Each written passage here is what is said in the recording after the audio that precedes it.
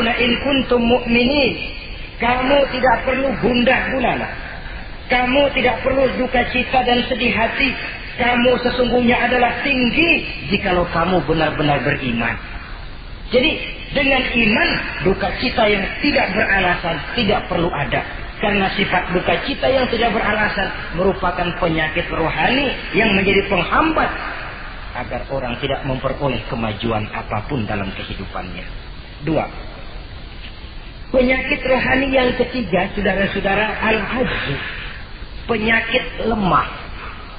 Nabi menyatakan, al-mu'minul qawiyyu ahabbu ilallahi minal mu'minid dha'if. Orang mukmin yang kuat lebih dicintai Allah daripada orang mukmin yang lemah. Sifat lemah tidak disukai oleh agama dan merupakan penyakit batin. Bukan lemah lembut, lemah. Lemah apa? Ya segala lemah.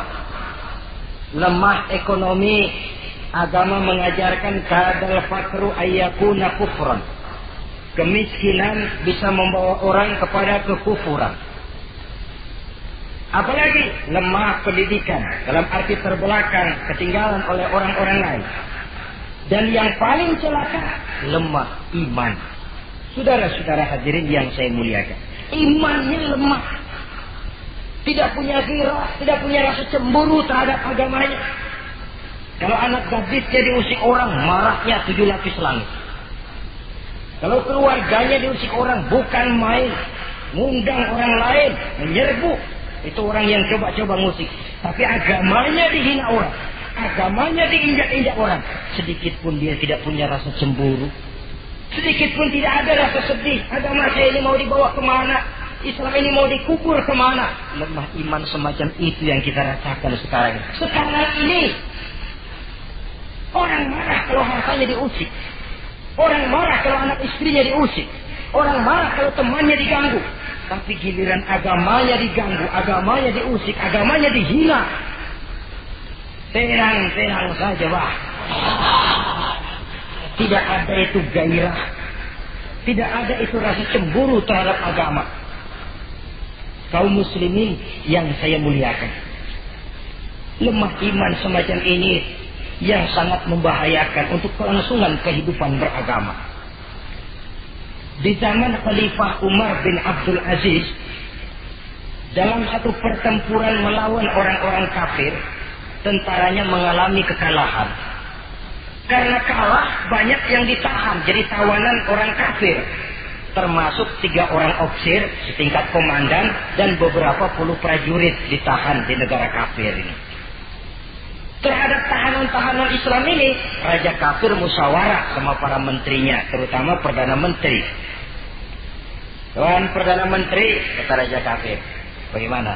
Ini tahanan-tahanan Islam yang enak kita apain? Ya terserah Tuan Raja, kita bunuh saja supaya habis urusan. Ya terserah Tuan Raja, tapi saya pikir-pikir soal bunuh sih gampang. Cuma apa tidak lebih baik kalau mereka kita bujuk saja supaya ikut ke dalam agama kita, meninggalkan Islam agamanya, meninggalkan Khalifah Umar bin Abdul Aziz sebagai pemimpinnya. Itu namanya kita sudah berprinsip senjata makan tuan. Nanti kita pasang mereka untuk menghantam orang Islam sendiri. Pikir aja, betul juga Perdana Menteri. Iya, bujuk saja mereka. Caranya bagaimana? Adili saja di pengadilan secara terbuka, supaya jatuh mentalnya, dia mau keluar dari Islam, ikut ke dalam agama kita.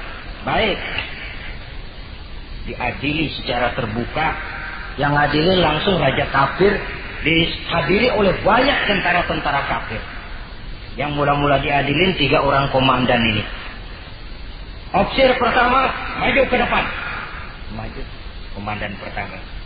Ofisir, saya Tuan Raja. Kamu tahu siapa kamu sekarang? Saya tahu, saya tahanan. Iya, kalau tahanan bisa diatur kan? Bisa diatur. Bagaimana Tuan Raja? Kamu mau nggak ikut saya? Meninggalkan Islam sebagai agamamu, meninggalkan Khalifah Umar bin Abdul Aziz sebagai pemimpinmu.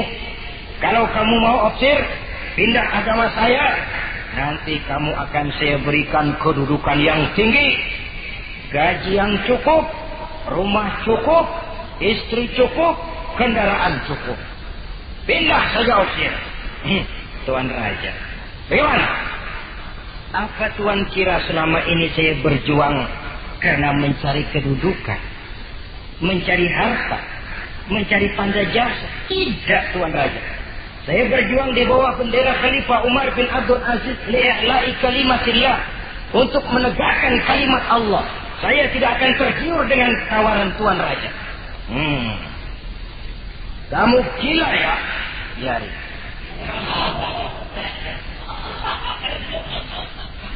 Kamu berani dari kemarin. Oke. Kalau kamu tetap dengan pendirian kamu akan saya bunuh. Silahkan Tuan Raja. Lebih baik nyawa terpisah dari badan, asal iman jangan berpisah dari hati. Gila ini. Biarin. Bunuh. Datang Al-Fujur, dipancung kepalanya, putus lehernya dengan badannya pisah.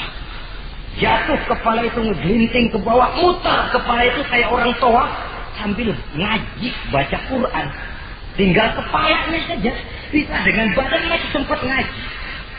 Sampai Raja Kafir bingung, minggir, ini ada kepala ngaji. Ayatnya yang dia baca, ya ayyatuhan nafsul mutmainnah, irji'i ila rabbiki radiyatan mardiyah. Wahai jiwa yang tenang, kembalilah kamu menghadap Allah dengan ridha dan diridhoi. Engkau gugur sebagai syahid, tidak tergiur oleh bujukan harta, tahta dan kedudukan. Niatmu ikhlas karena Allah, kembalilah menghadap Allah dengan ridha dan diridhoi. Wadkhuli fi ibadi wadkhuli jannati, masuklah ke dalam golongan hamba-hambaku, masuklah ke dalam surgaku. Di penghujung ayat, matanya tertutup dengan rapat, bibirnya senyum menghadap Allah, gugur sebagai syahid. Raja Kafir geleng kepala, dasar santri gila, sudah mau mati masih ngaji.